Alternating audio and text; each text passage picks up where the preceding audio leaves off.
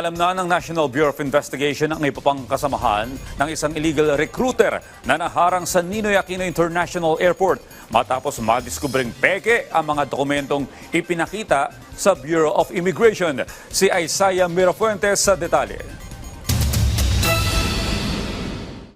Naharang ng National Bureau of Investigation ang isang illegal recruiter sa Terminal 1 ng Ninoy Aquino International Airport. Kasama pa niya ang 2 Pinoy na kanyang biktima na palipad sana sila papuntang Hong Kong. Pero ang plano ng suspect pagdating sa Hong Kong, dadalhin ang mga biktima papuntang Cambodia. Doon na rin sila magtatrabaho sa isang scam hub. Pagdating ng suspect at mga biktima sa NAIA, nabistong peke ang mga dokumentong ipiniresenta nila sa Bureau of Immigration. Ang ginawa kasi nila, hiwalay-hiwalay sila ng pila. Nagpanggap na turista, pero nagkakabukingan dahil nga buhol-buhol yung kwento nila. Alam ng mga biktima ang sasapitin nila pagdating sa Cambodia. Pero kumagat pa rin sila dahil $1,000 kada buwan at may dagdag pang incentives ang pangako ng illegal recruiter. Pag nag-usap sa GC, bura agad.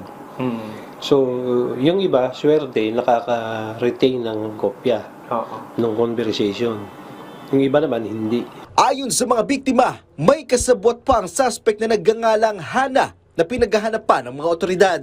Pinuntahan namin ang suspect na napagalamang dating guro sa NBI Correctional sa New Bilibid Prison, pero hindi siya humarap. Iginiit niya sa NBI na siya rin ay isang biktima dahil kasama siya sa nirecruit. Kaya po, delikado yung ganyang klaseng mag-a-apply ka sa Facebook, yung mga Telegram.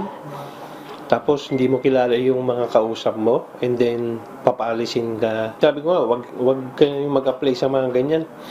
Dahil ano yan lokohan eh. Walang protection ng mga yung gusto mag-work sa abroad. Walang protection eh. Di patukoy ng NBI kung may iba pang biktimang suspect na naharap sa kasong human trafficking. Isaiah Mirafuentes para sa Pambansang TV sa Bagong Pilipinas.